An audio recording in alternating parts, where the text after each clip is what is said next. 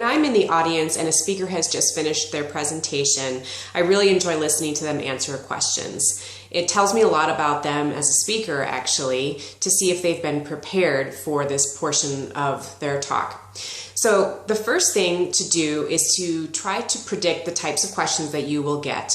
That's a fairly easy thing to do if you just sit down and write down in 5 or 10 minutes some of the questions that you think someone might ask if they aren't very familiar with your product or your idea.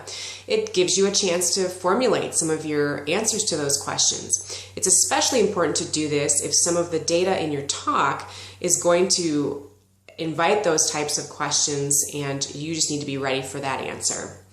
So when the person actually asks the question, it's good manners to thank them and even affirm the question, saying, "Thank you, that's a great question. I do have some information to share with you." The answer itself ought to be pretty brief, maybe 1 to 2 minutes tops. You really don't want to go far beyond that out of respect for others who may have questions.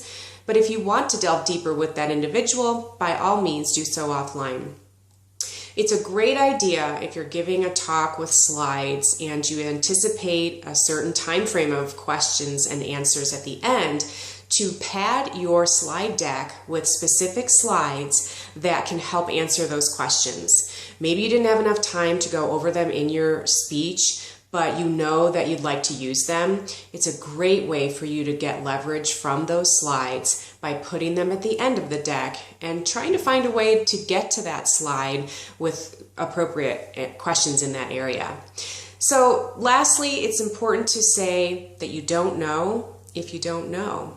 There is no reason to feel afraid of or be threatened by saying, I'm really not sure, but I'd like to follow up with you after this meeting so that I can look into that. But it's a really great question.